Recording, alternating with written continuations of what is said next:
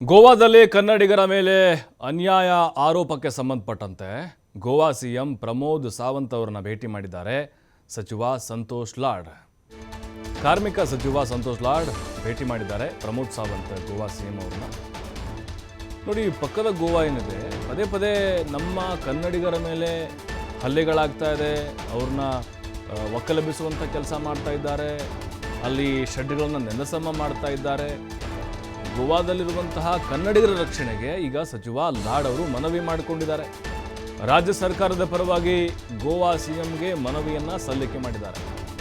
ಬದುಕು ಕಟ್ಟಿಕೊಳ್ಳಲು ಗೋವಾದ ವಿವಿಧೆಡೆ ಕನ್ನಡಿಗರಿದ್ದಾರೆ. ಕರ್ನಾಟಕದ ಕೂಲಿ ಕಾರ್ಮಿಕರಿಗೆ ಅನೇಕ ತೊಂದರೆಗಳಾಗ್ತಾ ಇದೆ.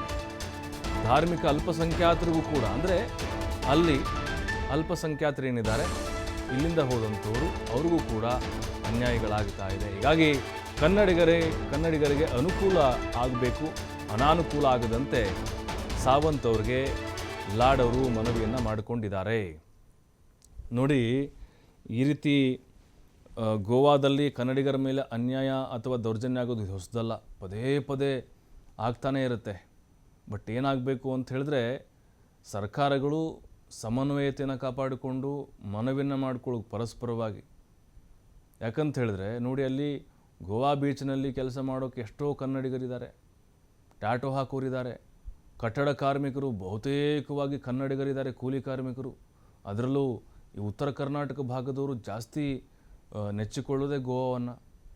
ಹೊಟ್ಟೆಪಾಡಿಗೋಸ್ಕರ ಅಲ್ಲೆಲ್ಲೋ ಶೆಡ್ ಹಾಕ್ಕೊಂಡು ವಾಸ ಮಾಡ್ತಾ ಇರ್ತಾರೆ.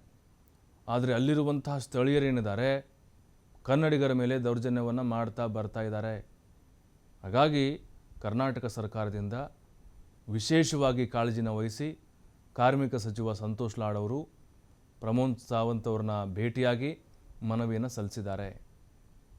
ಯಾಕಂದರೆ ಅಲ್ಲೀಗ ಸಾವಂತ್ BJP ಸರ್ಕಾರ ಇರೋದು. ಯಾವುದೇ ಸರ್ಕಾರ ಇದ್ದರೂ ಕೂಡ ಅಲ್ಲಿರುವಂಥವ್ರಿಗೆ ಪ್ರತಿಯೊಬ್ಬರಿಗೂ ಕೂಡ ಅವರ ಜೀವದ ರಕ್ಷಣೆ ಜವಾಬ್ದಾರಿ ಆಗಿರುತ್ತೆ. ಯಾಕೆ ಕರ್ನಾಟಕದಲ್ಲಿ ಜೀವ ರಕ್ಷಣೆ ಆಗ್ತಾ ಇಲ್ವಾ? ಬೇರೆ ರಾಜ್ಯದವ್ರ ಮೇಲೆ ದೌರ್ಜನ್ಯಗಳಾಗ್ತಿದೆಯಾ, ಹಲ್ಲೆಗಳಾಗ್ತಾ ಇದೆಯಾ? ಪರಸ್ಪರವಾಗಿ ಅಣ್ಣ ತಮ್ಮಂದಿರಂತೆ ಬದುಕ್ತಾ ಇದ್ದಾರೆ. ಹಾಗಾಗಿ ಬೇರೆ ರಾಜ್ಯದಲ್ಲಿ ಯಾಕಿಲ್ಲ, ಅದು ನಮ್ಮ ಪ್ರಶ್ನೆ. ಇಲ್ಲಿರುವಂಥ ವಾತಾವರಣ ಅಲ್ಲಿ ಯಾಕಿಲ್ಲ ಅನ್ನೋದು.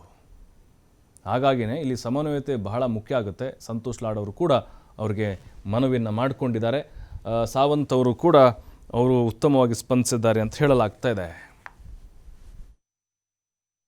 ನಾನು ಒಂದು ವೈಯಕ್ತಿಕ ನನ್ನ ಬಿಸ್ನೆಸ್ ಒಂದು ಮೀಟ್ ಕೂಡ ಇತ್ತು. ಅದ್ರ ಜೊತೆಗೆ ಮಾನ್ಯ ಗೋವಾದ ಮುಖ್ಯಮಂತ್ರಿಗೆ ಭೇಟಿಯಾಗಿ ಹಲವಾರು ನನಗೆ ಮಾಹಿತಿಗಳನ್ನ ಬರ್ತಾಯಿತ್ತು. ಅಲ್ಲಿ ಕನ್ನಡಿಗರಿಗೆ ನಮ್ಮ ಬೇರೆ ಬೇರೆ ಜಿಲ್ಲೆಯಿಂದ ಹೋಗಿರ್ತಕ್ಕಂಥ ಏನು ಕೆಲಸ ಮಾಡಲಿಕ್ಕೆ ಹೋಗ್ತಾ ಇದ್ದಾರೆ, ಕೂಲಿ ಕಾರ್ಮಿಕರಾಗಿರ್ಬೋದು ಅಥವಾ ಯಾವುದೇ ರೀತಿಯಿಂದ ಕೆಲಸ ಮಾಡ್ತಕ್ಕಂಥ ನಮ್ಮ ಎಂಪ್ಲಾಯೀಸ್ ಆಗಿರ್ಬೋದು, ಅವ್ರಿಗೆ ಸ್ವಲ್ಪ ಅನಾನುಕೂಲ ಆಗ್ತಾಯಿದೆ, ಅಲ್ಲಿ ತೊಂದರೆ ಆಗ್ತಾಯಿದೆ ಅಂತೇಳಿ ನನಗೆ ಬಂದಿರತಕ್ಕಂಥ ಮಾಹಿತಿ ಮೇಲೆ ಅವ್ರಿಗೆ ಹೋಗಿ ಪತ್ರವನ್ನು ಕೊಟ್ಟು ಬಂದಿದ್ದೀನಿ.